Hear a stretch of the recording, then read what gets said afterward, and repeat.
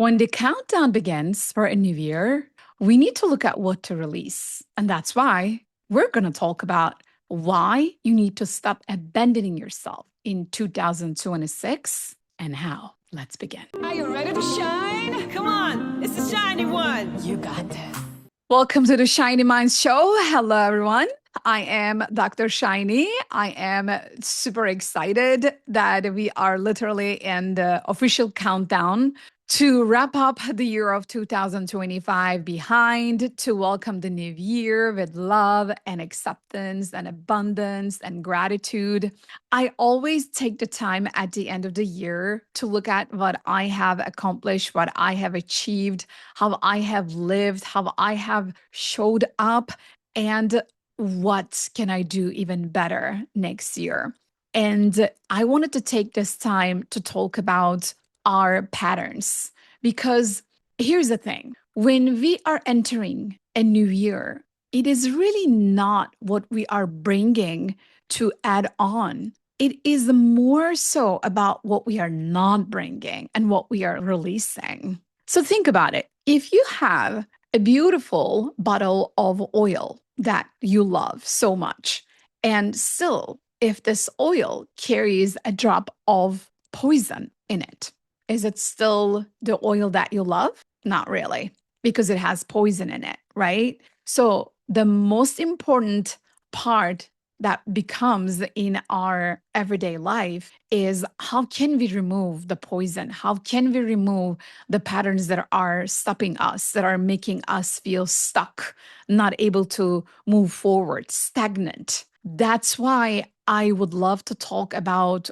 what the patterns are that I see a lot in my coaching education programs so that I can give you a map. So perhaps you also need that kind of a map, that kind of a mirror to look at your own life, to look at your own patterns, and then to say, okay, am I willing to release them and not take them with me to the new year? Because it's super important to become aware of our patterns and then to have a conversation with them and to literally say, listen, I know you're trying to protect me. I know you are here for a reason, dear pattern. I appreciate that. I know you are doing the best. And I have survived video up until now. And yet, for the next year and moving forward, I actually would love to do something different with you. I would love to sit down with you and to understand what was the intention behind all these automatic habits and patterns that you did for me so that I can just let go of you. I believe I can have a different relationship with you outside of my own mental patterns, dear pattern. So can I take you outside of my being, my nervous system, and can I put you outside? If we don't have this conversation, we will never be able to outgrow them. So I have 3 patterns that I picked that I see a lot in human behaviors, in all of us, in human psychology. Number 1 is people pleasing. I am a recovering people pleaser myself, and I have been recovering for a while now. And I know it's an ongoing process. It's a lifetime process, maybe, because I learned it at a very young age in my childhood. So it became my conditioning. And I have all the tools with my own neuro-shine technology, with neuro-linguistic programming, positive psychology, quantum physics, metaphysics, leadership communication strategies, even like cosmology. I look at the stars and then I look at the sky mechanics and then I apply that to myself. And then I realize it still is there because there's a part of me that I like being this person who pleases others. Are you feeling the same? If you have that, I understand. If we are trying to please others at the cost of our own self-love, our own self-worth, then we are damaging ourselves. Then it's not helping. Then it is actually doing the opposite effect. We are selling our soul, selling our sovereignty in the expectation of approval, in the expectation of doing something for something else. And then at the end of the day, we are abandoning us. That is not what life is about. Life is about becoming one within ourselves, becoming sovereign beings, co creators of our life. And I am coming to you with full vulnerability.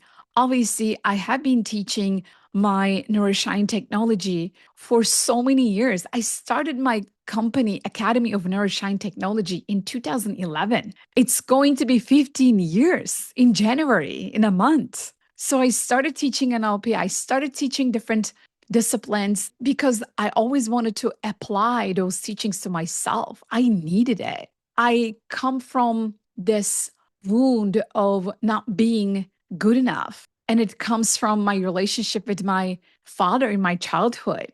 I just learned that as a behavior. And I thought I needed to do extra to get love from others. That's a learned behavior. That was something my child brain thought what it was the truth because I didn't have the conscious critical thinking around it yet back then. All I wanted was love. And love was sort of conditional. I needed to do things that I didn't want to. I needed to say the things that I knew I didn't mean to because otherwise my father would resent me and then he wouldn't talk to me for days and months. And so my little child self learned that behavior. In order to get love, you need to please the person. You don't have to say what you think. You don't actually put your truth out there because it hurts them and they're not happy. So if they're not happy, therefore you don't deserve to be happy. Do you see the mechanics, how it works? So if you are someone like that, I get you. I hear you. We are all on this boat together. We are all in this game together. And that's why I'm telling you there's a way out. There is a way out once you understand your pattern, once you become friends with it, once you understand it, once you just ask the intention behind it, once you realize, oh, it was trying to give me love. It was trying to prove me my own self worth. But it is so old. It is just 40 years ago.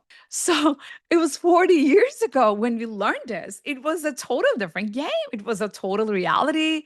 Like that timeline has shifted already. I don't have to accept it as my truth anymore. So I can just let it go. I can release it. And so can you. So, all the people pleasers in the house, I know I am not the only one. I know you are listening and you are feeling it and you are asking if that's the case for you. If there is any part of you that is doing too much for other people's opinions, for other people's approval, for other people's emotions, if you find yourself trying to manage others' emotions, if you are too sensitive to what is going around you, because you have this type of a symptom and it's totally okay. It's a learned behavior. Once you understand it, once you apply my formula for change, which is change equals awareness multiplied by willingness.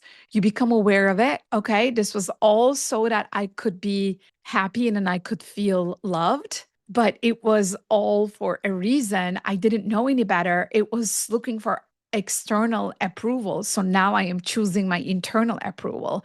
Now I am not abandoning myself. Now I am not betraying myself. Now I am choosing myself. I'm going to be true to myself. I can understand that they may not like what I say, they may not approve what I say, but my job is not to make them like me. My job is to make me like me. Therefore, I am shifting the things and I am shape shifting. I am turning things around and I'm choosing me. Okay. This is how we can release this pattern and then we can let it go and then we can stay in 2025. We can say kiss goodbye to it. And then we can say thank you for all these years, for all the things that you have done to make me feel loved, to make me feel worthy. I really appreciate it. I know better now. I learned now. I am aware and I'm willing. I'm aware that it's an external approval mechanics that I am not choosing anymore. So I'm also willing to be disliked. I'm also willing to choose my internal self-worth, my internal love, my self-love over external like and approval. Yes? Can we say that? We got this. The second pattern that I want to talk to you about that I see so much in all of us as humanity is not able to say no when your whole body is screaming, no, but you find yourself saying, yes, sure. Ever had one of those moments? You are definitely a no, no, no. Like, please leave me alone. And still, you just don't even realize how that automatically left your mouth because you just said yes. Does that ever happen? I know. So, this one, I'm better at. I'm absolutely good at saying no. I learned it. This was a very hard process for me, especially if you are working with others that require your input, that want your attention, that want your help. Those people, they're going to want all of these things from you, right? You're needed and you're wanted. So, the intention behind this pattern, if you sit with it and if you ask, you like being wanted, you like being needed, you like the attention. That's kind of like the addiction. It's still the external approval, it's still something external. Do you see? It's a common pattern, it's a common theme of external approvals. And so, what you can do to apply my formula for change, awareness multiplied by willingness, you can become aware of it. Am I physically feeling this yes in my body? Is this a full body yes? Am I owning it? Do I feel expansion in my heart? Do I feel expansion in my being when this question comes to me, when this request comes to me? Do I feel yes, a full body yes? Or do I feel, not really, please leave me alone, please leave me alone? But and then you still say, sure, I'll do it because you feel like you are supposed to. It's so not easy. I gotta tell you, we are surrounded by people and then we live in people. Okay. We are people. And so it is an addiction that we are surrounded by, we are programmed by, conditioned by. People are going to need other people. And yet, what we are going to need to become aware of is the context around it. The first thing you need to become aware of is your body language. What is your body saying, right? That is your nervous system speaking to you. If you are not feeling a yes from your body, then look at the conditions around it. Look at the context around it. Why would you not want to say yes to this one? Oh, because it is going to require a lot of time from you, and then you're not willing to spend your time on this thing. Valid enough. That is exactly the case. And that's exactly the reason why you are going to say no. And you're going to say, you know what? I have my other priorities. I would have really loved to do it, yet I have my other priorities. So perhaps next time. Or you're going to say something like, you know, I am working on saying no when I don't feel like a full body yes within myself. Although it is very uncomfortable, I would really appreciate your understanding in this work that I am doing for my personal development. There you go. You not only spoke your truths, but you also included them and then you invited them. And then by being in this way, you're also inviting them to do the same. One person doing it, inviting the other one, and the other one is doing the same thing for the other person. And then that's how we can start a ripple effect of owning our truth. Saying no is okay. Saying no to yourself is not. And we can totally do it. Yes? Choose yourself and invite others to join your process. Look at this. Zoom agrees. Yes, I love it. Wonderful. So, the third pattern that I see a lot in humanity as a psychological pattern is avoidance. You know how you have some very difficult conversation that you need to have, and then you successfully put it under the carpet. You are totally fine not doing it because it is uncomfortable. That's what I'm talking about. In these moments, we are less of a dignified human because look at the mechanics behind it. I let this discomfort become bigger than my truth. Discomfort owns me because it shapes how I behave in this moment. So discomfort overpowers my truth. Therefore, discomfort wins the game. You see, that's it. That's the mechanics behind it. And that's exactly why we need to stop it. And then we need to also put it behind. We need to release it and we need to let it go and not carry it to the upcoming year of 2026. So the pattern of avoidance is obviously another pattern that we learn in our upbringing. And it is also a very deeply rooted pattern. So I understand if you are unconsciously doing that, I'm inviting you to become aware of it. If there is no awareness, you cannot change it. Let go of all the things that you do, which might fall under willingness, right? Oh, I'm doing a lot of things, but you're not doing the thing that needs to release the pattern, break the pattern. So if you're doing a lot of the things, but you are not facing your avoidance, then you're not being aware. So awareness becomes zero. Whatever you multiply by zero is still going to be zero. So that's why you're not going to change your pattern. Understand? When you become aware of it, when you face your avoidance, and when you say, dear avoidance, you're not bigger than me. You're not going to overpower me. I am just going to turn it into a conversation, which is all that is. I'm just going to own it. I'm just going to show up to it. I'm not going to let it bother me because I'm bigger than that. I am more powerful than that. You know, these conflicts, these difficult conversations is part of life. So thank you for protecting me all this time and pretending and then assuming that it would not be okay for me, but it is totally okay for me. I'm accepting the difficulty of this conversation and I'm totally fine with it. In these difficult conversations, as I do more of them, I actually build my muscle around it and then I become tough. And so difficult is not difficult anymore.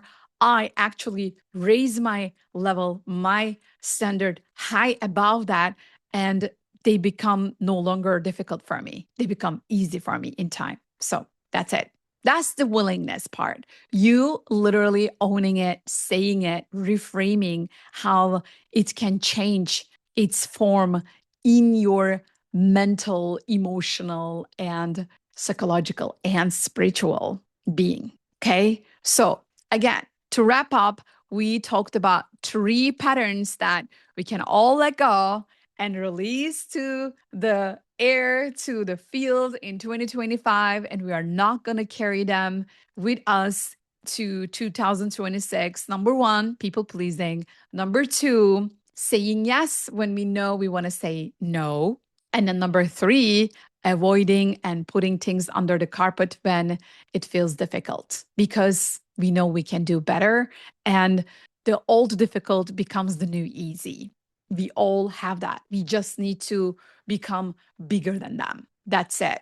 And that's why I am inviting all of us to sit with our decisions, with our behaviors, with our language patterns, with our relationships. How do we show up? How did you show up in 2025? How did you talk to yourself? Did you abandon yourself? Did you betray yourself? Did you try to please others? Say yes when you wanted to say no? Did you put things under the carpet when it was difficult? Let's face it. Let's take the time. I'm getting goosebumps. Let's take the time to really have this deep conversation with different parts of us. Let's unite all parts of us because we are one. And that is my message to you. And that is the world that I want to live in the year of 2026. So join me. Let's make the new year the best year ever. And let's just change the world by becoming the change that we want to see in the world. So my dear Shiny Minds, you know where to find me. You can go to shinyunsal.com and grab that PDF and to see how we can work together in 2026. Or you can go to neuroshinetechnology.com and book a call with one of us, with one of our faculty trainers, and see how we can hold your hand as your personal development partner, as your partner in Shine. And we can really hold a space for you to become the change you want to see in the world. That is my wish for you, for your loved ones. If you like this video, please put a like, share it with others, and subscribe for more videos, more content just like this, so that we can show up better, more conscious, more delicious human beings in 2026. Thank you for watching. Thank you for your support in the entire year of 2025. Until next time, keep shining your light. Go galactic. Go galactic. Go galactic. Then you're in the right place. Let's go, let's go.